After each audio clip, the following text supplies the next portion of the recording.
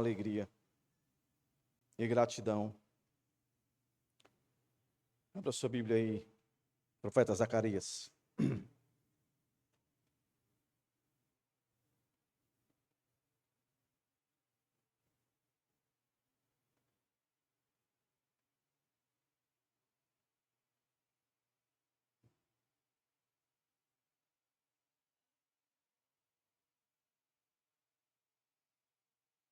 Deus da aliança e Deus das promessas.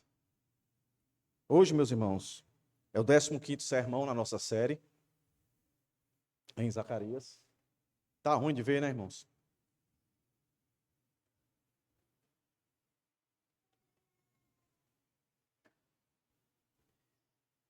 É o 15º sermão. Nós vamos hoje do verso 9 até o 17 do capítulo 8. Capítulo 8, que a gente já viu, o primeiro sermão, que aparece, né, assim, várias vezes, Senhor dos Exércitos.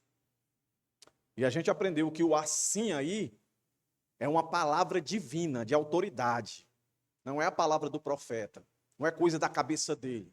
É Deus usando o homem para falar, para que de alguma maneira o homem consiga ouvir a vontade e o querer do Senhor.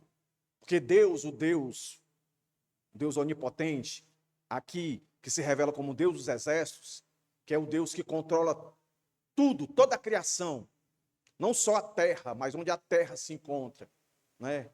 Marte, Plutão, tudo é dele. Quando os ouvintes ouviam essa expressão, Senhor dos Exércitos, eles estavam sendo lembrados. Quem estava falando, a autoridade que estava falando naquelas palavras, era o Deus que criou tudo e todos. E aqui vai continuar. Mas aqui, diferente do primeiro sermão, que foi do verso 1 até o 8, vai trazer agora uma responsabilidade para o homem. Na leitura, você tente perceber, do verso 9 ao 17, que vai haver dois movimentos aí. Dois movimentos de Deus. E a última palavra de Deus, dentro desse pedaço que nós vamos expor aqui, que é exatamente o verso 16 e 17, traz a responsabilidade do homem. Deus dizendo o que é que ele faz e Deus dizendo o que é que ele quer que façam. Entendeu? Deus é tão maravilhoso que essa sequência é justamente, meus irmãos, para nos dar a certeza e a convicção que aquilo que ele nos pede, ele tem total autoridade, ele tem todo o poder para que nós assim executemos. Isso é maravilhoso, irmãos. Se você prestou atenção na leitura do nosso texto aqui no começo, nós estamos lendo a Bíblia toda. Quem for crente da Igreja Bíblica Monte Sião, se assim Deus permitir, antes de eu morrer ou você morrer, nós juntos vamos ler a Bíblia toda. A gente começou lá de Gênesis, já estamos em Ezequiel. E vamos até chegar a Apocalipse. Então, de alguma maneira, você vai dizer para alguém que você conseguiu ler a Bíblia toda. E se você prestou atenção no que nós lemos aqui, Deus está dizendo o que vai fazer de benfeitoria ao seu povo, que foi zombado, o seu povo que foi ridicularizado, foi desprezado, humilhado. Deus diz agora eu vou fazer. Vai ter fartura, vai ter restauração. Mas algo chamou minha atenção e deve chamar a sua. Pelo menos por 3 vezes o Senhor disse: eu faço essas coisas, não é por vocês, não é por causa de vocês, é por causa do meu nome. Meu nome. E quando ele diz isso, é a mesma coisa que ele vem dizendo aqui em Zacarias. A minha aliança que eu fiz com vocês, eu não quebro. E não tem nada que vocês façam que a possa quebrar. Porque se vocês pecarem, se vocês caírem a abominações, se vocês caírem, aí você leu lá no texto de Ezequiel? Eu farei, eu colocarei, eu farei isso, eu porei isso. no coração de vocês, para que vocês andem nos meus caminhos, para que vocês me obedeçam. E aqui que tem estudado comigo aqui nas quartas-feiras sobre a providência de Deus, a providência de Deus na atuação do mundo hoje, na prática, palpável ao meu olho, ao seu olho, para que a gente possa enxergar e tocar, é a sua palavra, mandamento. É a sua palavra, mandamento e exortações, para que nós venhamos a corrigir os nossos passos. E aqui não é diferente. O Senhor vai mostrar quem Ele é, o que Ele fez no passado e o que Ele faz no presente. O presente aqui é um presente futuro, que serve para nós também. Então é o Deus que agiu no passado, age no presente e esse presente é futuro. Lembre-se, tá, irmãos? Deus não vive dentro do nosso calendário, dentro do espaço-tempo. Ele criou o tempo. Ele está na eternidade, é fora do tempo. Para Deus, é sempre bom lembrar, irmãos, para Deus não existe passado, presente e futuro. É tudo uma coisa só. Nós, sim, seres criados por Ele, a gente vive dentro do tempo. Passado, presente e futuro, mas Ele não. Por isso, tanta convicção quando Ele fala. Quando Deus fala, não é como a gente. Pode ou não acontecer. Quando Deus pensa, quando Deus planeja, não é como a gente. Pode ou não acontecer. Quando Deus pensa, quando Deus fala, é decreto. Acontece. Quando Deus diz que os seus vão se arrepender, vão caminhar com Ele, custe o que custar, vão. Por quê? Porque Ele faz isso por causa do nome dEle, do caráter dEle. Se a gente lê os textos bíblicos, olhando para o caráter de Deus e comparando com a gente, vai parecer que Deus é arrogante e soberbo, né? Já pensou? Você ouvir do seu pai, você ouvir da sua mãe, né?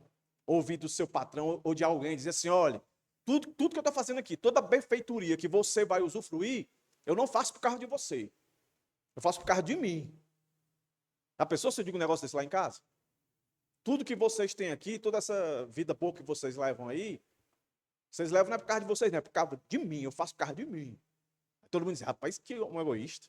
Se eu dissesse aqui para vocês como pastor da igreja, olha, tudo que eu faço aqui, não é por vocês não.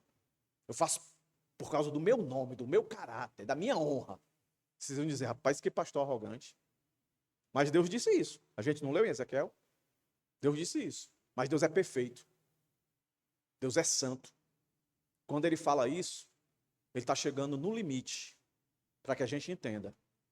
Ele está além do limite. Ele é um Deus que não se consegue medir, mensurar nada dele. Paulo entendeu isso, e por isso que ele deixou escrito lá em Romanos. Porque dele, e por ele, e para ele, são todas as coisas. Então, eu não acho que a vida boa e confortável que você tem porque você é uma pessoa especial, entendeu? É por causa dele. Ah, está passando por luta, por dificuldade, é porque Deus abandonou você? Não. Olha o que nós estamos estudando em Tiago. A arma mais maravilhosa, a didática mais maravilhosa que Deus usa e sempre usará para que os crentes cresçam em maturidade, meus irmãos, é provações. Não acredite quem diga o contrário. O Senhor Jesus disse, no mundo tereis aflições, mas tem bom ânimo. Eu venci o mundo. Acabamos de estudar aqui na nossa EBD.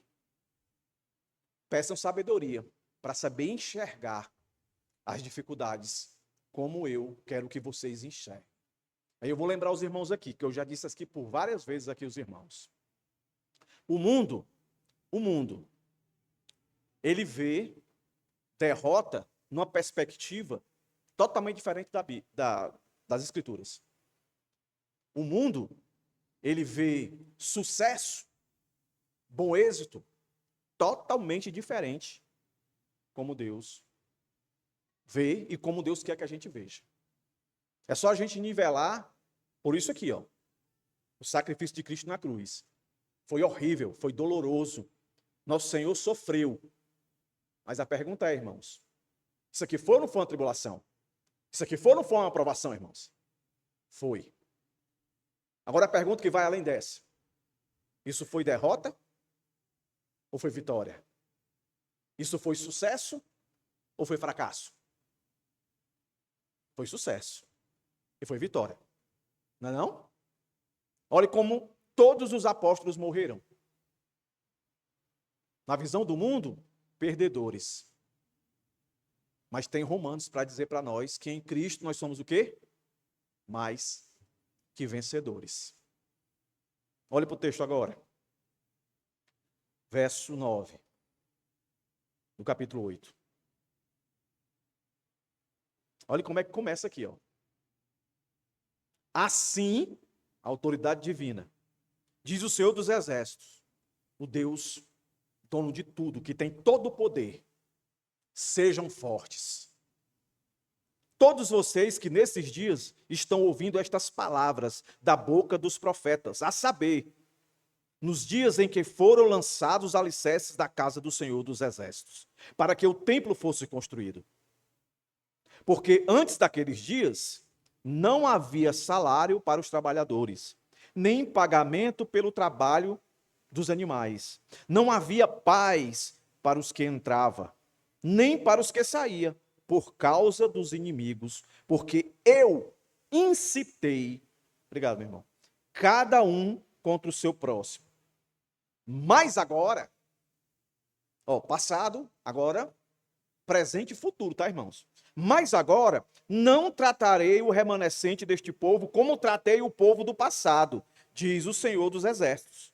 Porque haverá semeadura em paz, as videiras darão seu fruto, a terra as suas colheitas, e os céus o seu orvalho. E farei com que o remanescente deste povo herde tudo isso. Casa de Judá e casa de Israel, assim como vocês foram uma maldição entre as nações, assim agora eu os salvarei, e vocês serão uma bênção. Não tenha medo, pelo contrário, sejam fortes.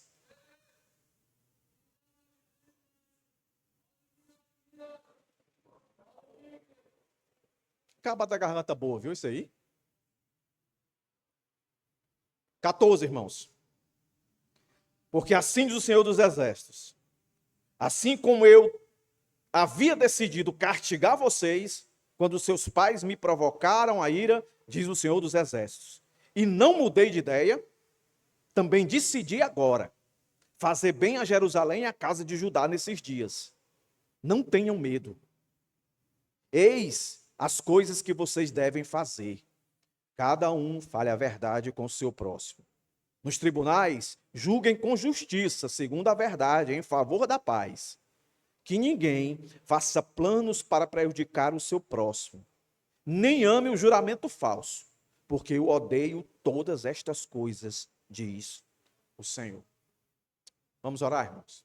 E aproveitar e orar por esse indivíduo aí que gritou lá de fora, vocês ouviram? Orem por mim. Vamos orar, irmãos. Vou orar por você. Vou orar. Fique só caladinho. Vou orar. Fique calado aí. Vamos ficar de pé, igreja? Vamos. Vamos ficar de pé, vamos orar por esse indivíduo. Estou ouvindo, vou orar por você agora. Escute. Escute. Senhor Deus e Pai, graças te dou pela leitura da tua palavra. A gente peça agora nesse momento. Não sei quem é esse rapaz, mas tu sabes. Tu sabes o nome dele, tu sabes as lutas dele, tu sabes o pecado dele, Senhor. Por misericórdia e graça. Traz alívio para esse indivíduo, para a dor que ele esteja sentindo. Faz com que ele possa confessar os seus pecados a ti. E por tua graça, por teu favor, o Senhor possa alcançar e transformar esse coração. É o nosso pedido aqui, como igreja tua, Senhor. Intercedendo pela vida desse rapaz. Abençoa a casa dele, a família dele. Guarda ele, Senhor. Salva ele, é o que eu te peço. Abençoa todos esses que aqui estão. Que sejam gratos pela salvação que já têm. Abençoa todos esses que aqui estão. Que estão vivendo um momento de dificuldade e dor. Que possam confiar que toda provisão, que toda ação de mudança eficaz só pode vir das tuas mãos, Senhor. Vai de encontro aos corações que estão abatidos. Vai de encontro aos corações que estão quebrados. Fortalece a fé de cada um desses. Traz gratidão e alegria para aqueles que estão vivendo o melhor da sua vida. Que possam se alegrar por isso. mas que a arrogância e a soberba não venham tomar o seu coração. Que a sensibilidade de ajudar aqueles que não estão na mesma situação seja prioridade para as suas vidas. Em nome de Jesus, abençoa a tua igreja, abençoa o teu povo, abençoa a tua palavra que será pregada. Sê conosco, perdoa os nossos pecados, nossas falhas. Alcança o coração da criança ao idoso, do mais instruído ao menos instruído, que eu te peço. Em nome de Jesus. Amém. Amém, meu irmão. Vá em paz. É isso aí, irmãos. Acontece cada coisa. Como é que eu vou dividir o texto aí, irmãos? Cadê o meu? Tá dividido aí já? Tá aparecendo para mim aqui não, viu? Eu sou chato, ó, irmãos. O que é que deu aí que não tá aparecendo aqui, Tiago, hein? Amém.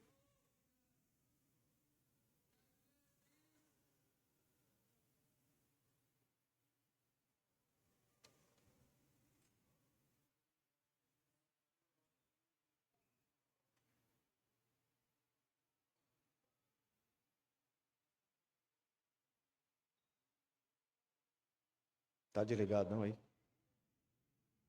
Bom, ligou, peraí. Pronto, foi. Como é que eu vou dividir aí, tá, irmãos? Do verso 1 ao 15. É exatamente onde a gente encontra aí esse movimento de Deus agindo no passado e no presente. Deus que fez, o Deus que promete. Aí depois, o último ponto, Deus que manda, né? Isso tudo, meus irmãos, é para dizer que Deus sempre vai restaurar o seu povo. Pode pecar como for, mas se é dele, Deus dá um jeito, e o jeito é esse. Provações. Leva o povo ao ápice do sofrimento. Foi isso que aconteceu com esse pessoal aqui. Eles fizeram tanta abominação. Beleza, Tiago. Não deu mais, deixa assim. Esse povo fez tanta abominação contra o Senhor que o castigo foi passar 70 anos no cativeiro. 70 anos na Babilônia. E aí eles voltam. Quando eles voltam, meus irmãos, do exílio, eles não têm uma pátria. Eles não têm mais o reconhecimento que até então tinha como o povo de Deus, o povo escolhido de Deus, o povo guardado por Deus. Não tinham mais. Mas o Senhor disse que o nome dele seria glorificado em todas as nações, entre todas as nações. Eles iam passar, a profecia era essa, iam passar 70 anos, nem um dia mais, nem um dia menos. E depois Deus ia restabelecer o seu nome de novo. Aí esse povo vem, e quando a gente estudou os textos anteriores, a gente viu. E quando a gente também foi lá em Esdras e Neemias, que é o contexto da vinda deles, né, lá do exílio, eles vinham muito desanimados. Né? Eles perderam a confiança no Senhor. Mas o Senhor sempre requereu deles para que eles construíssem o templo.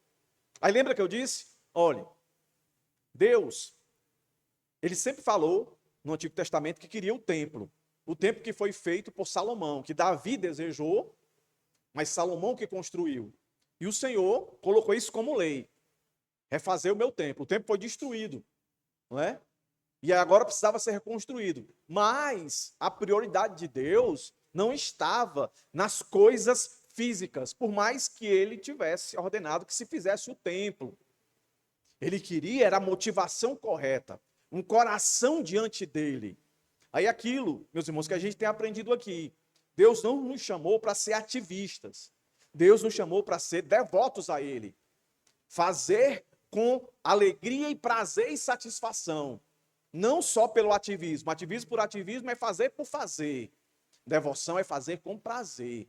A prioridade de Deus sempre foi alcançar o coração, transformar esse coração e fazer com que os seus filhos caminhassem por amor a Ele. E, meus irmãos, isso faz maior sentido. Porque na hora que a gente perde o amor por alguém, as nossas ações vão junto. Vão junto.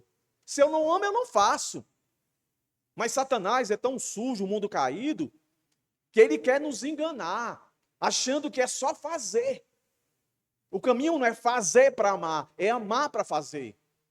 E a gente viu aqui nos sermões anteriores que eles chegaram e pareciam tão devotos. Senhor, Deus, nós devemos continuar com os nossos jejuns, com a nossa prática, o nosso princípio de culto a Ti? E a pergunta foi: vocês não fazem para mim, vocês fazem para vocês. Aí Deus vem e chega nesse texto agora para nós e diz: eu vou restaurar vocês de novo. Eles estão desanimados, o templo nunca mais será como antes. Eles tinham a expectativa de fazer um templo, construir um templo igual ou melhor do que Salomão. Mas esse templo, que depois foi destruído de novo, esse templo representava alguém que viria, perfeito. Por isso nós temos muito mais privilégio, meus irmãos. Por isso que o nosso louvor e adoração, ele não tem que estar preso à estrutura de igreja física, mas à nossa vida como um todo. Mas pastor, eu peco. Pastor, eu sou muito inconstante. Então vai ler Tiago. O que está te faltando? Sabedoria. Por que a vida de crente é inconstante? Porque falta sabedoria, indecisão, está lá. Ele faz uma comparação, Tiago, com as ondas do mar, que não são precisas, né? Elas são, cada uma onda é diferente uma da outra. E ela é levada pelos ventos. A ideia é assim, ó, se você não vive sobre a sabedoria do alto, você vai ser guiado pela sabedoria do mundo, que é diabólica. Tiago vai dizer mais na frente, foi até falado aqui. E a sabedoria diabólica, meus irmãos, é nos fazer ser guiados pelas circunstâncias. E Deus nunca disse que nós deveríamos viver sobre circunstâncias. Porque as circunstâncias do povo de Deus nunca foram 100% maravilhosas e confortáveis. É uma grande mentira, meus irmãos, dizer: vem para Jesus, vem servir a Deus, que agora a tua vida vai mudar e tudo vai dar certo. Dar certo em que sentido você está falando? Se for no sentido do mundo, você se ferrou. Se for no sentido bíblico, você vai aguentar. Você vai aguentar até o fim. E como é que você aguenta? Porque você tem um Deus desse aqui, ó, que vai dizer isso aqui agora. Preste atenção. Vamos agora devagar. Depois de disciplina, depois de escassez, insegurança, oposição, Deus vai falar em restauração, bênção, prosperidade e paz. Mas perceba, ele não vai terminar dizendo isso, só isso. O verso 16 e 17, ele vai dizer que há um custo. Não se iluda, salvação é de graça, você não precisa pagar, você não precisa subir monte, você não precisa fazer uma oração. Não. É só confiar, é só acreditar que Jesus Cristo é o Filho de Deus, é Salvador, e reconhecer que você é pecador. Pronto. Cristo te salva. Mas isso não quer dizer que você não tem responsabilidade. Tem. O verso 16 e 17 vai dizer isso. Mas vamos aqui. Falar da coisa boa, né? Deus começa assim, dizendo: olha, confia em mim. Confia em mim. E aí ele pede, ó, de cara. Por isso que ser cristão, meus irmãos, exige coragem. Coragem, meus irmãos. Olha como é que começa aí, ó. Verso 15. Ou verso 9, perdão. Assim diz o Senhor dos Exércitos: sejam fortes. Ó. Sejam fortes. Aqui o verbo aí dá a ideia, meus irmãos, não é ser forte só em um momento, não. É ser forte em todo o tempo. É um sentido contínuo. Todos os dias, quando se levantar, o crente tem que ser forte. Por que ele está dizendo para esse povo? Esse povo não é diferente da gente. Quem aqui nessa semana, na semana passada, sei lá, acordou desanimado? Por alguma frustração? Aí pense, reflita. Se essa frustração, ela não está, vamos dizer assim, 99% ligada a alguma coisa que você colocou toda a sua confiança nela, mas não fez questão de saber se essa coisa que deveria acontecer para que você não se frustrasse, não desanimasse, ela estava dentro daquela categoria lá de Romanos. A boa, perfeita e agradável vontade de Deus. Quantos de nós? E o Senhor vai enumerar algumas aqui, ó, que normalmente tira a nossa alegria. É quando a escassez bate à nossa porta. É quando a insegurança bate à nossa porta. Não é não? Por isso que ele começa, ó, seja forte. A ideia aqui é de que essas coisas eventualmente vão acontecer. A gente não deve se iludir, irmãos, achar que a nossa vida ela vai começar boa e ela vai melhorando, melhorando, melhorando, melhorando, melhorando. E não, tem revés. E a gente sabe disso. Mas por que, meus irmãos, a gente se desanima? Aí eu vou aqui chamar de novo Tiago. Falta de sabedoria, de discernir as coisas. Olha aqui Deus falando. Todos vocês, presta atenção, parece muito atual, meus irmãos. Ó. Todos vocês que nesses dias estão ouvindo estas palavras da boca dos profetas, a saber, nos dias em que foram lançados os alicerces da casa do Senhor dos Exércitos, para que o templo fosse construído. Aqui ele está pontuando o contexto. Vocês colocaram todo o ânimo de vocês, toda a vontade, todo o querer nas circunstâncias. E vocês estão desanimados, mas sejam fortes. Sejam fortes. Por quê? Ele diz, porque antes daqueles dias não havia salário. Olha aí. Então a ideia é, estavam desempregados, não tinha fonte de sustento. Deus dizendo, não havia salário para os trabalhadores, nem pagamento pelo trabalho dos animais. Ou seja, não tinha alimento. Olha que caos aqui, irmãos.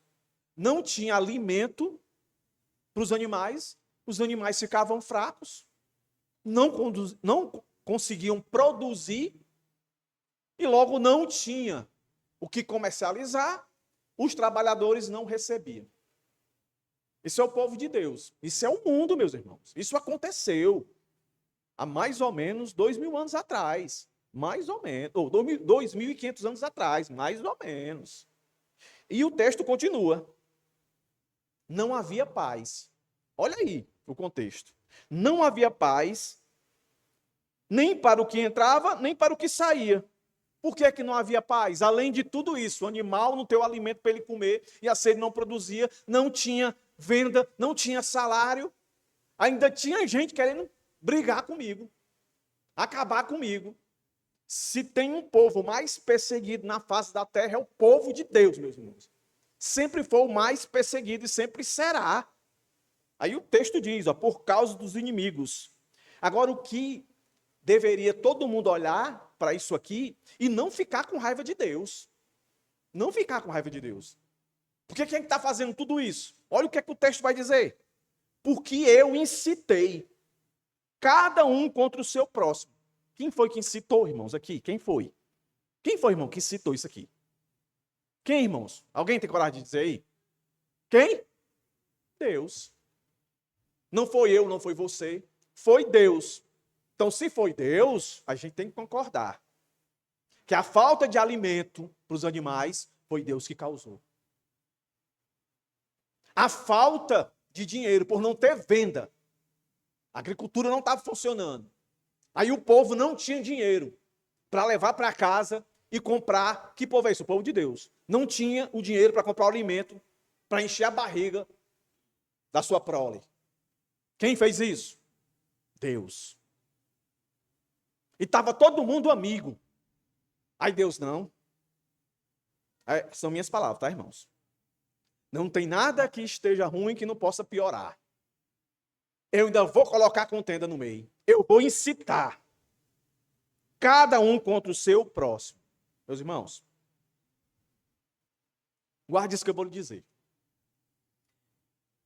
É melhor eu saber que tudo de ruim que possa acontecer comigo é Deus que está envolvido, do que eu saber que não é Ele e saber que Ele sabe quem está fazendo isso comigo e Ele não faz nada. Estão me entendendo? Estão me entendendo, irmãos? É melhor eu saber que é Deus que está fazendo comigo do que eu saber que tem alguém além de Deus fazendo isso comigo e Deus está vendo e não faz nada. Se você não entendeu, eu vou explicar. Você confia no seu pai e na sua mãe? Você confia no seu pai e na sua mãe? É melhor você apanhar dele? Ou você quer apanhar do vizinho, do de fora, e ver o seu pai inerte, sem se mexer, e ver o vizinho batendo em você, agredindo você, tirando a sua paz? Quem aqui em sã consciência vai dizer que quer? Você não tem opção, você vai apanhar. De quem você quer apanhar? Do seu pai, ou do seu vizinho, ou de quem quer que seja? Meus irmãos, a sabedoria vai dizer, é melhor apanhar do meu pai. Porque certamente, aqui eu estou considerando, meus irmãos, o pai de fato cristão, o pai bíblico, que ele açoita, mas não é para matar. Não estou falando desses pais que existem por aí, que matam os filhos, faz coisas abomináveis. Estou falando do pai, do padrão que Deus requer de um pai. Um pai cuida, um pai zela, mas também um pai açoita. Não é não? E o pai da gente açoita a gente para quê? Para que a gente ande no caminho do caráter de uma pessoa boa. É a nossa caminhada com Cristo. Seria diferente? Não. Tudo isso aqui que Deus diz que fez, Ele fez para que o povo percebesse que o maior inimigo dele não era a Babilônia, não eram os assírios, não seriam os romanos. Sempre foi Deus. Olha o que é que Tiago diz. A amizade com o mundo nos torna inimigos de Deus. Então, o maior inimigo do mundo é Deus. Mas se Deus me fez seu filho, me justificou, como diz lá Romanos 5, agora ele vai me deixar viver como eu quero? Jamais. Então, ele vai usar as provações, porque Deus não tenta ninguém, Deus prova. Deus provou a Jó, e Jó se mostrou fiel. Mas como Deus é maravilhoso, ele diz tudo isso, não é duro de ouvir, irmãos? Eu incitei, eu que fiz isso. Mas o texto não para aí. Vem um mas. Esse mais aí é uma bênção, é a maravilha, meus irmãos, esse mas. Que é o contraste, né? É o mesmo mas que a gente pode lembrar lá de Efésios.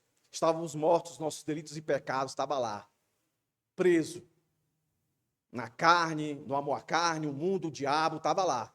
Mas Deus, está lá dizendo, verso 8, mas Deus, aí vem lá, né? Que Ele fez para que nós andássemos nas obras que Ele preparou. E a gente só consegue andar, meus irmãos, em restauração. Que a gente cai, Ele levanta a gente, restaura a gente, e a gente segue. Ele que faz, ó. Olha o verso 11 agora. Ó. Mas agora, não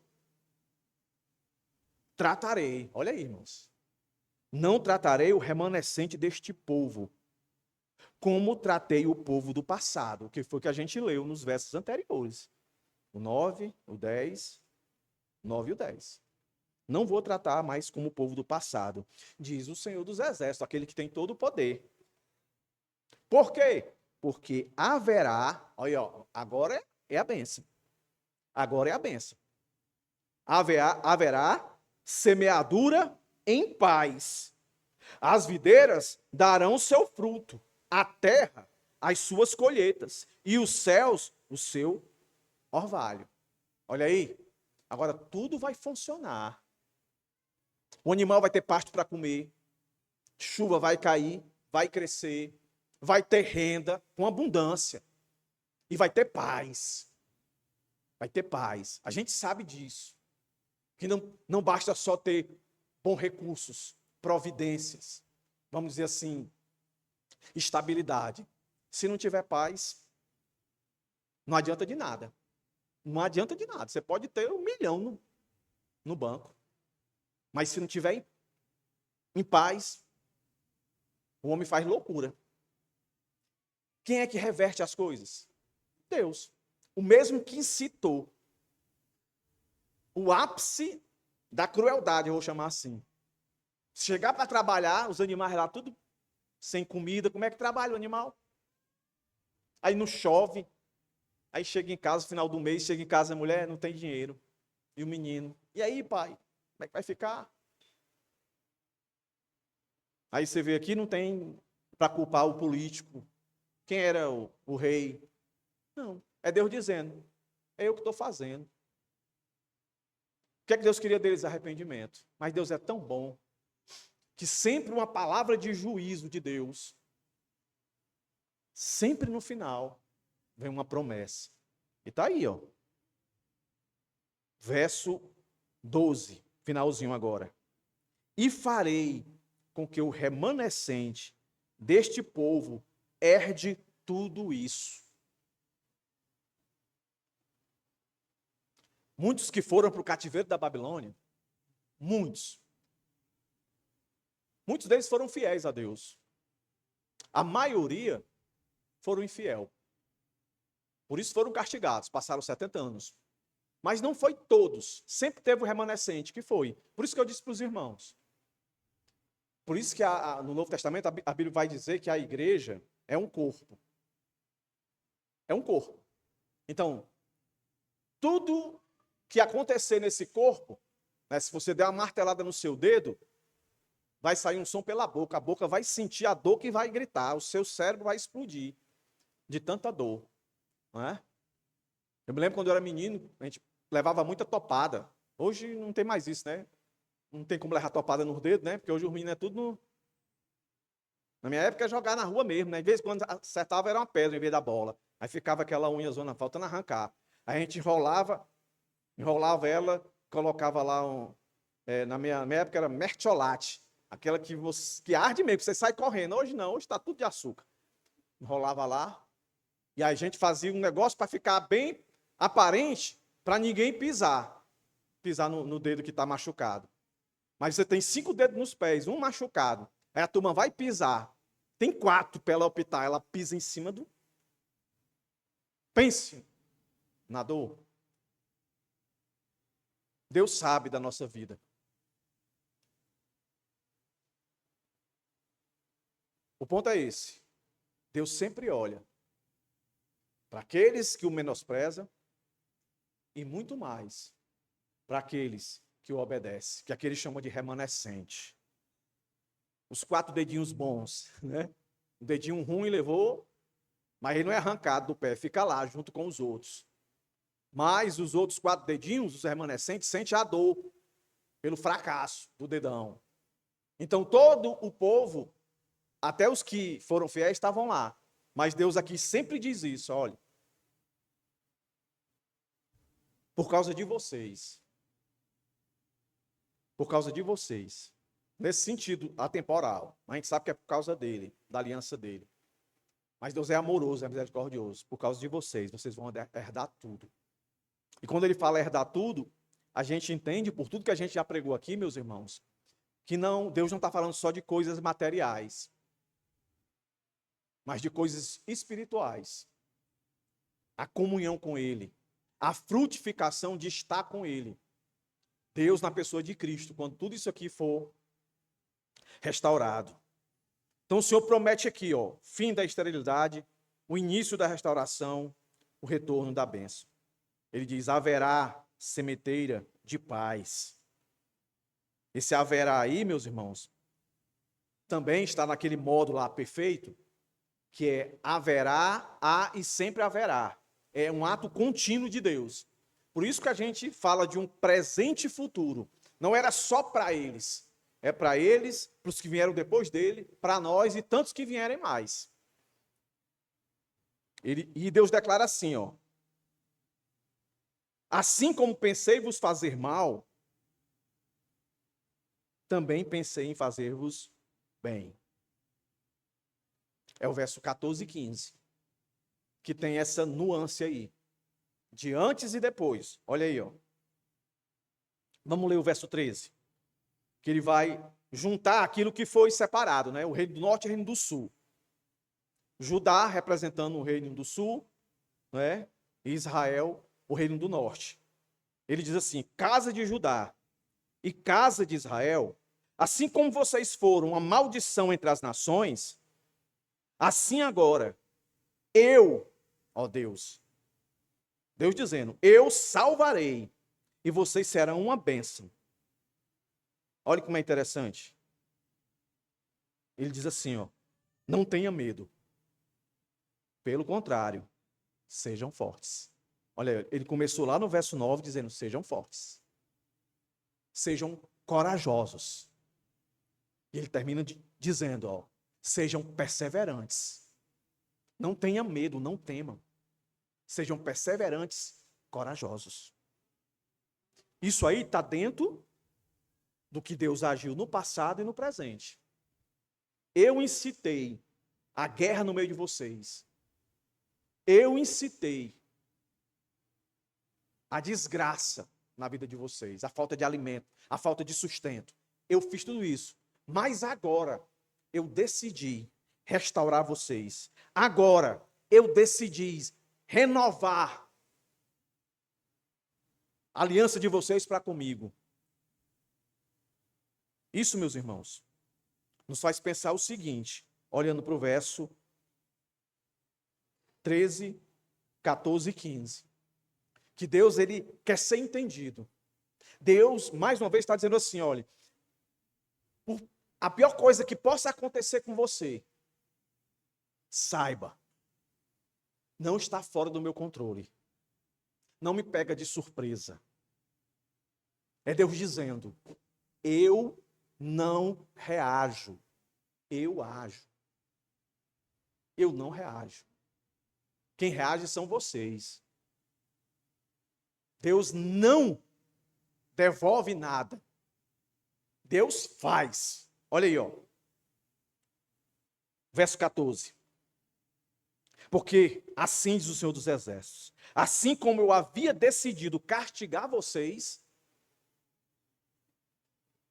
quando seus pais me provocaram a ira, olha aí, diz o Senhor dos Exércitos, e eu não mudei de ideia, eu castiguei mesmo, e a gente que vem lendo o Antigo Testamento, a gente vê os castigos ao ponto de chegar, isso aqui é duro, mas eu preciso lembrar os irmãos, o castigo foi tão grande, a falta do que comer foi tão grande, que as mulheres tiravam seus filhos e comiam. Nós vimos isso. Mas por quê? Era Deus castigando o seu povo com a sua própria depravação. Porque o povo de Deus chegou um momento que davam seus filhos em sacrifício para outros deuses, que na verdade eram demônios. É como se Deus dissesse assim, ó, eu vou lhe castigar com aquilo que você fez achando que era prazer, dando seus filhos para ser queimado, consumido, de alguma forma ser comido por outros deuses. Mas agora vocês vão fazer isso. Deus fez isso. Por quê? Ele está dizendo aqui, ó, seus pais me provocaram a ira. Não acredite nesse diálogo, dizer que Deus é só amor. Deus é amor, Deus te ama. Deus não quer fazer nada de mal com você. Então rasga a Bíblia, porque a Bíblia diz que Deus faz. Deus faz o mal, mas ele não é mau caráter. Deus continua bom, porque ele é perfeito, ele é santo. E tem coisas que Deus não nos explica. Pronto, a gente só vai até onde o texto diz.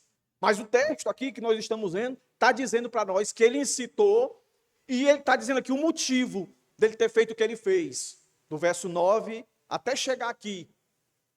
Porque os seus pais me provocaram a ira. Aí você acha, você que está aqui sentado hoje ouvindo o sermão, você acha que não tem capacidade de levar Deus à ira? E se você levar Deus à ira, o que você acha que vai acontecer com você? O que é que o texto está mostrando para a gente?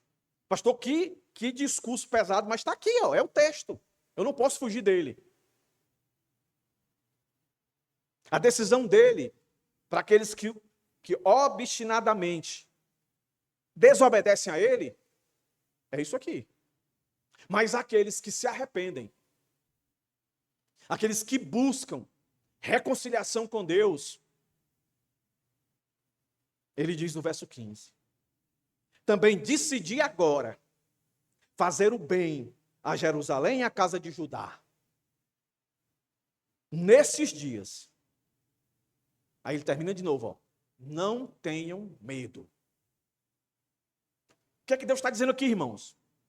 Não tenha medo das circunstâncias, por pior que ela seja. Não tenha medo das provações. Não tenha medo. Tenha coragem. Coragem para quê? Aí eu digo para você, de reconhecer que deve ter alguma coisa errada. Você já parou para pensar? Se não é culpa sua, o que nós estamos vivendo hoje no Brasil, hein, crente? Você já parou para pensar? Ou vocês estão vivendo no outro Brasil que eu não estou vivendo? Porque o negócio está ruim, está apertado, está difícil. Eu não sei como é que está vocês, mas quando eu vou para o supermercado, eu vejo lá como é que está a situação das pessoas. É uma reclamação, faltando produto caríssimo. Entendeu? As pessoas cada vez mais assim, sem paciência. Entendeu? Por qualquer coisa estão discutindo, estão brigando. Aí você para e pensa, mas será que eu tenho culpa nisso daí? Muitas pessoas recebendo aviso prévio. Muitas pessoas sendo despejadas. Aí você pensa, será que eu tenho alguma coisa a ver com isso? Eu devia pensar. Porque nós temos. Se eles tiveram, olha o que nós lemos aqui no verso 9. Por que Deus pesou a mão sobre a maior fonte de renda deles, que era a agricultura? Por que Deus pesou a mão? Nós vimos no verso 13, 14. Porque o povo provocou a ira de Deus. Você que é crente, diz para mim, esse negócio de aborto, quem decide é a mulher. Ei, tu não tem que pensar pela tua cabeça. O que a Bíblia fala sobre isso? Fala. É assassinato, a Bíblia diz. Deus é o autor da vida, é Ele que dá, é Ele que tira. Ninguém tem esse direito. Aí vem com as questões. Porque a pessoa teve um estupro. Fosse a sua filha, eu não desejo isso para ninguém. Mas não vá para o outro lado. Vá para o ponto. Assassinato. Acabou. Um erro não justifica outro. O que dizer de família? Não, para mim, pastor, tá cada um no seu quadrado. Né? Se o fulano quer casar homem com homem, mulher com mulher, homem e mulher com outra mulher, agora mulher, mulher, mulher e um homem, é um tricasal, é uma exclamação toda aí. Aí você diz, tá tudo beleza. Eu vou arrumar confusão com ninguém. Aí tu quer arrumar confusão com Deus. É? A igreja de hoje, meus irmãos, sinto muito eu dizer para você, principalmente aquelas que têm muito destaque, relevância. Cada vez eu vejo mais elas se distanciando. Cada vez mais eu vejo elas deixando de dizer aquilo que a Bíblia manda dizer. E está aqui, ó. Não brinque com Deus, não. Deus é bom. Deus é maravilhoso. E sabe por que Deus é bom e maravilhoso? Porque Ele não acabou com tudo isso aqui. A sua misericórdia dura para sempre. Porque Ele fez uma aliança, uma promessa. Por isso Ele está dizendo para esse povo aqui, ó. Eu decidi agora fazer o bem a Jerusalém e a casa de Judá nesses dias. Então reflita nisso aqui, ó. Muitas vezes, meus irmãos, queremos as promessas de Deus sem reconhecer as disciplinas de Deus. Porém, o mesmo Deus que corrige é o Deus que restaura. A gente só quer restauração. Mas por que a gente quer restauração? Devia saber. É porque a gente está quebrado com Deus. Que a gente está levando Deus à ira. E aqui prova, por mais que seja um discurso pesado, que Deus não abandona seu povo. Ele sempre está ali. À disposição. Ó. Jeremias 31, 28, que é outro profeta, ele diz assim, ó, assim como eu vigiei sobre eles para arrancar e destruir, assim vigiarei para edificar e plantar. Deus nunca abandonou a sua criação. Providência de Deus. Deus sempre esteve com ela nas suas mãos. Aí veja como esse verso aqui diz exatamente aquilo que eu tenho fundamentado aqui.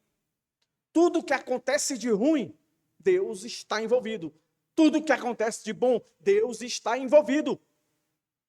E Ele continua bom, santo. Ele continua com a sua vontade boa, perfeita e agradável, porque Ele é Deus. Não existe como comparar Ele com nada e nem ninguém. E com isso em mente, guarde isso aqui, irmãos. Eu não sei qual é a situação, sei de alguns. Mas não sei da maioria aqui que crise você está enfrentando.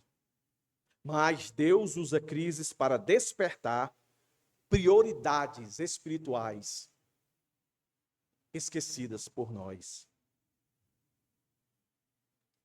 Judá, Israel, sofria porque negligenciava a casa de Deus. E não negligenciava no sentido de não querer construir. De não a construir com o coração devotado a Deus. A pergunta é essa, meus irmãos. Por que você vem à casa do Senhor? Por que você vem à igreja? Por que você vem?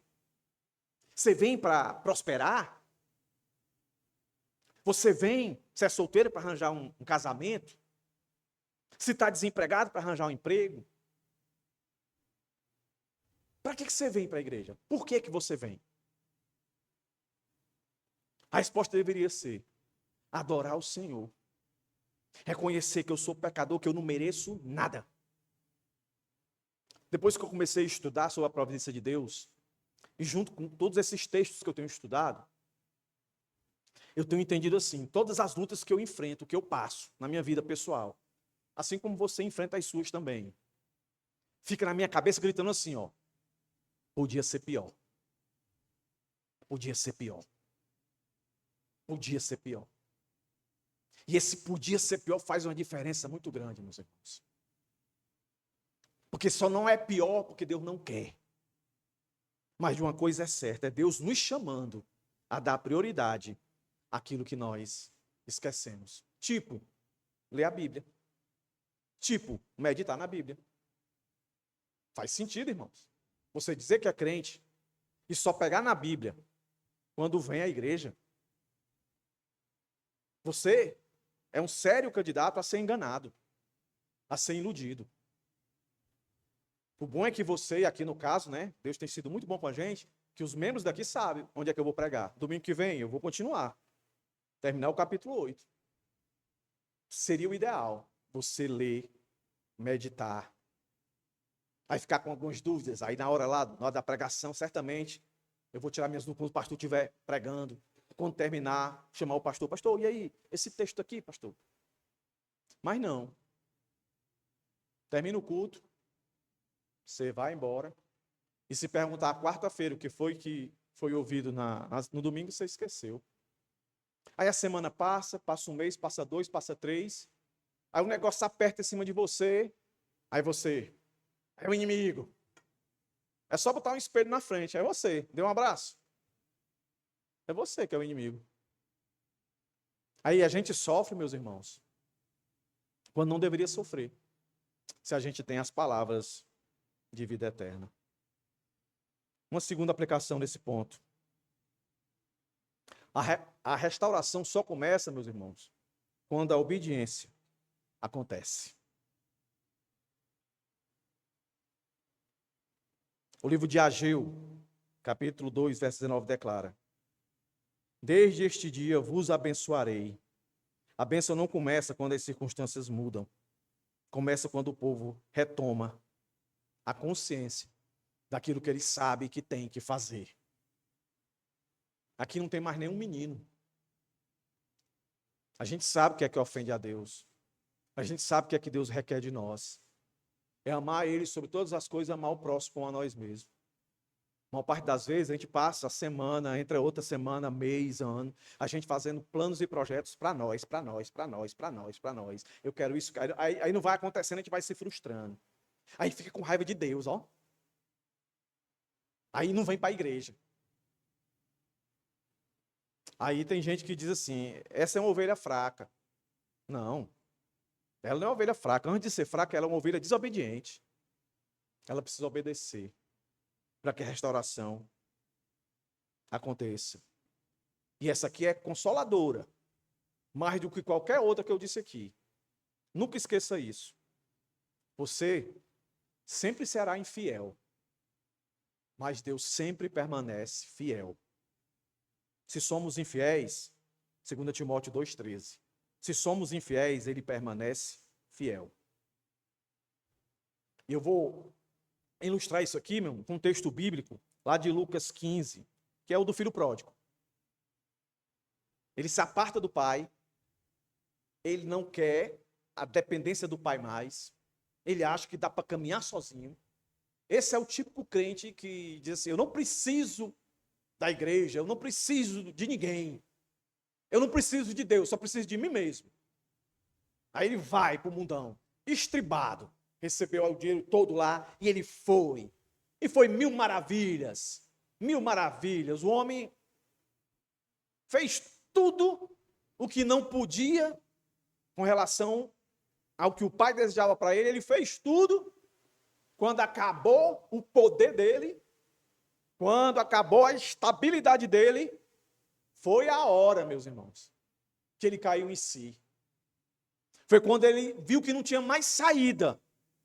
Aí foi lá alimentar porco e comer da comida dos porcos. Olha aí. Aí o texto diz que ele caiu em si. Ele não sentiu nada não, tá, irmãos? Foi razão pura, mente. Não viu assovio, não viu anjo voando, nada disso. Ele lembrou de verdades que ele ouviu e viveu com o pai dele. Aí ele lembra, e aí o texto diz que ele, no pensar em voltar, ele diz: eu não sou digno. Aí ele volta agora todo humilde, depois de sofrer, passar privações, provações. Olha isso, não é a mesma história, meus irmãos. A restauração, ela não vem antes das provações. Ela não vem antes da obediência. Aí ele, vou voltar para o meu pai. E quando chega lá, vou dizer: eu não sou digno de ser seu filho, não, pai. Me deixe pelo menos ser seu empregado. Aí tu sabe a história?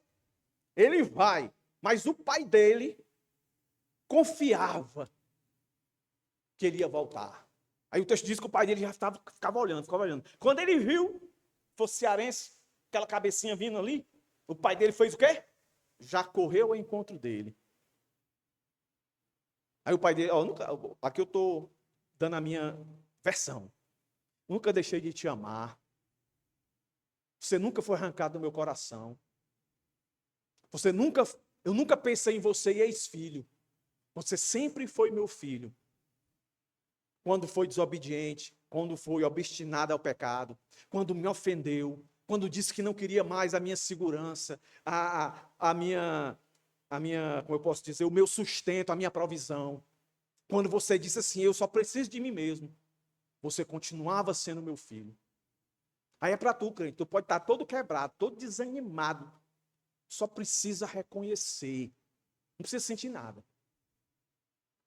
Sabe? Tem gente assim: eu fui para o culto, ouvi a mensagem, aí eu não senti nada. Do jeito que tu tá, tu não vai sentir mesmo não. Tu tem que reconhecer que tu tá vivendo espiritualmente morto, mesmo sendo cristão. E se tu não é cristão, aí é que tu precisa desse Deus.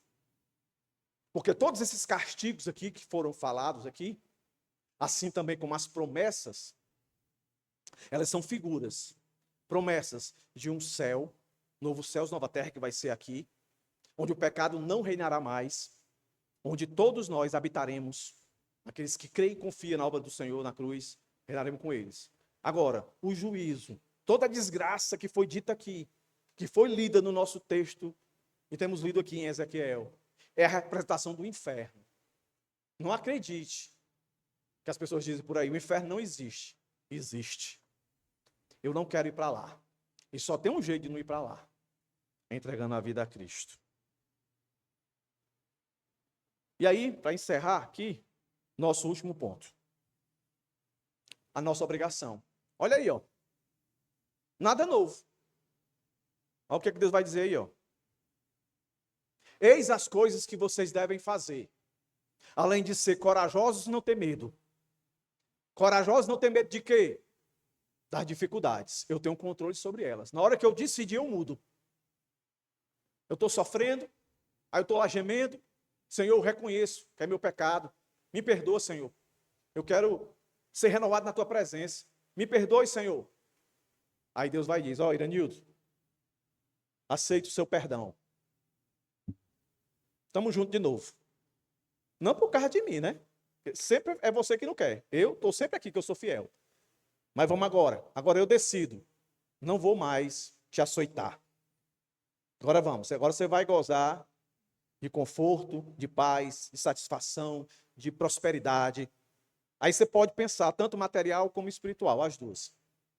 Mas não se iluda. Isso tem um tempo. Por quê? Porque a gente peca de novo.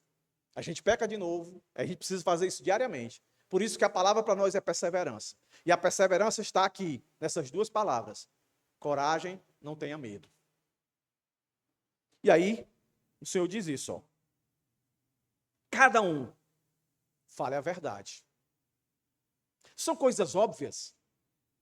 São coisas óbvias, fale a verdade. A quem? Ao seu próximo. E aí ele vai formalizar isso. Nos tribunais, julguem com justiça. Segundo o quê? A verdade em favor da paz. No contexto deles aqui, tinha um costume de casos de briga de marido e mulher, filho desobediente. Tinham as pessoas que eram selecionadas os representantes, né, das tribos, e ficavam na porta das cidades, e ali havia, né, um tribunal de julgar as coisas. A gente não vive isso, a gente não tem essa cultura, mas a implicação aqui é a gente julgar as nossas dificuldades, seja em casa, seja como igreja. A gente sempre julgar, porque a igreja não é o céu, a igreja tem embates, tem problemas, tem dificuldade. Por quê? Simples, porque são um monte de pecador junto, entendeu? Aí aqui a implicação é essa, para nós aqui dos nossos dias, é a gente sempre julgar com a verdade, não a nossa. E não a verdade da lei humana, mas a de Deus está sobre ela. Não é à toa que a lei humana, toda ela, meus irmãos, se você for fazer curso de direito, você vai ver isso. É baseado lá no Pentateuco, nas leis de Deus. Entendeu? Aí o texto está dizendo, ó, julguem segundo a verdade. Aí aqui não é aquele mandamento, amar o próximo como a ti mesmo? Aí ele diz mais, ó, que ninguém faça planos para prejudicar o seu próximo. Meus irmãos, aqui o Senhor está dizendo para o seu povo. Isso é para nós. A gente fala a verdade toda hora, todo momento? Fala não, irmãos. Às vezes a gente tem medo das consequências da verdade. É por isso que servir a Deus tem que ser corajoso. Que às vezes você dizer a verdade vai implicar, às vezes você perder um relacionamento. Às vezes você perder um emprego. Às vezes você perdeu uma amizade. E na sua concepção você está perdendo. Mas na concepção de Deus, pode ser que Deus esteja te livrando. Entendeu?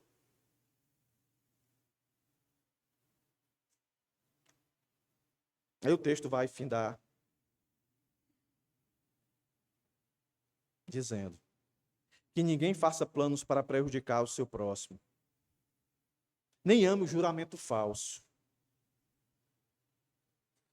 Porque, olha aí, irmãos, eu odeio todas estas coisas, diz o Senhor. Eu não sei você, mas talvez você, se alguém chegasse para você, liste aí coisas que Deus odeia. Liste aí. Aí talvez você fosse dizer assim, adultério. Deus odeia. Odeia sim, odeia. Aí talvez você dissesse assim, ó, roubar, matar. Deus odeia isso também. Mas aqui o texto está dizendo que talvez você nunca matou ninguém literalmente. Talvez você nunca roubou literalmente. Né? Talvez você nunca adulterou. Você que é jovem, fornicou fisicamente. Mas o texto está dizendo que Deus odeia o quê? Olha aí, irmãos. Quem não fala a verdade. Deus odeia quem julga os outros, não pela verdade. Que Deus odeia aquele que faz plano para prejudicar o seu semelhante. Deus odeia aquele que ama o juramento falso.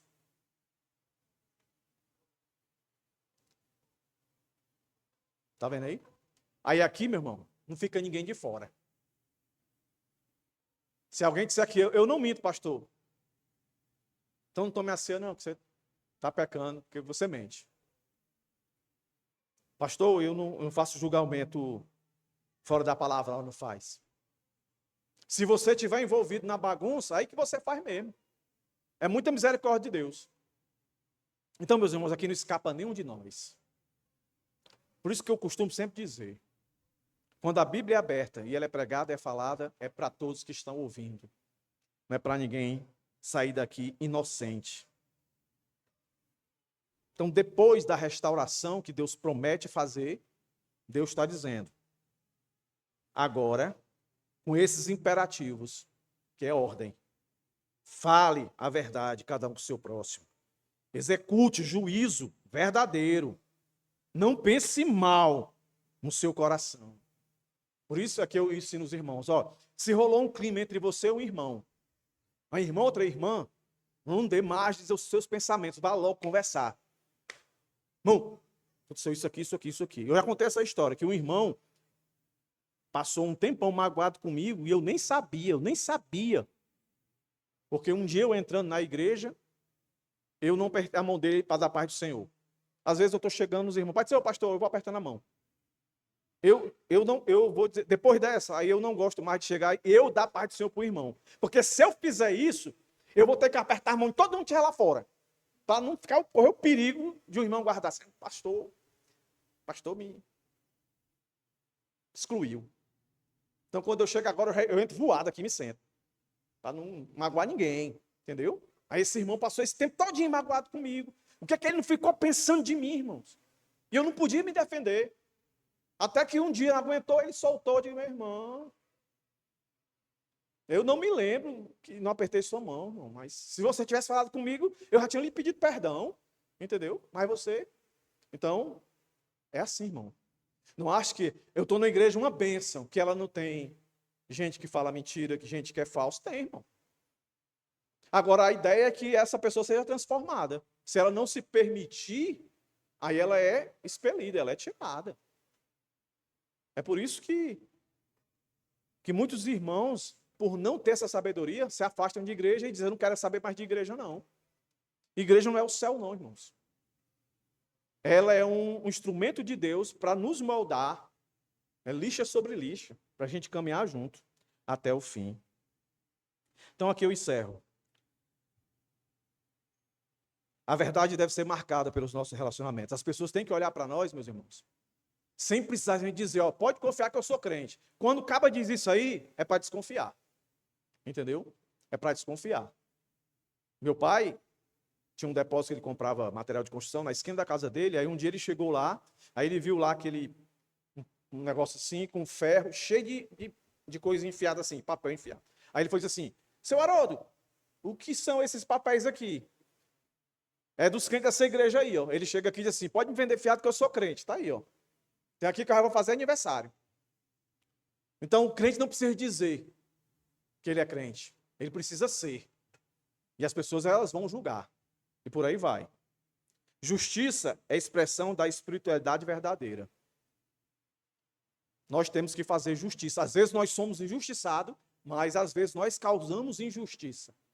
E nós temos que ter discernimento para fazer esse julgamento. E quando Deus fala isso aqui, verso 16 e 17, é Deus dizendo assim, antes de qualquer coisa, o que eu me importo é com o seu coração. Porque a ação só vem depois, irmãos. A ação é a expressão materializada da sua vontade, da sua intenção. Por isso, quanto mais a gente guardar o nosso coração, mais fiéis nós seremos naquilo que o Senhor chamou, determinou, ordenou que nós fizéssemos. Aqui no caso de falar a verdade, julgar pela verdade, não pensar mal e não jurar falsamente. Por fim, irmãos, eram os fariseus que viviam assim. Então, fique de pé. Vamos concluir e vamos celebrar a nossa ceia ao Senhor. Zacarias, especificamente, 8, do verso 9 ao 17, nos mostra que o Deus da aliança não abandona seu povo, nem mesmo em tempos de disciplina. O Senhor corrige, mas também restaura. Confronta o pecado, mas também renova a esperança. Contudo, suas promessas nunca têm o objetivo apenas de conforto ou prosperidade externa. Deus restaura seu povo para transformá-lo, meus irmãos, em um povo santo, marcado pela verdade, justiça e fidelidade. Assim, desta maneira, onde a graça de Deus opera, a vida é reconstruída. Onde Deus derrama a sua bênção do perdão, ele também produz santidade. O mesmo Deus que prometeu restaurar Jerusalém e Judá, continua hoje com a mesma promessa de restauração para todo aquele que confessar os seus pecados diante dele. Porque ele é um Deus de aliança e um Deus de promessa. Ele não é homem para que minta, nem filho do homem para que se arrependa, meus irmãos. E a grande prova que Deus amou um povo que não merecia amar, pois ele se fazer de Deus, ou se fazer de homem, pisar nessa terra, com o nome de Jesus Cristo de Nazaré, e ir para uma cruz morrer pelos nossos pecados do passado, do presente e do futuro. Todo pecado que eu cometei, que você cometer, de hoje até a nossa morte ou a vinda de Cristo, o Senhor Jesus, no passado, já pagou por todos eles. Que Deus tenha misericórdia de nós. Convidar os irmãos, os diáconos, para pegar os elementos com esse espírito de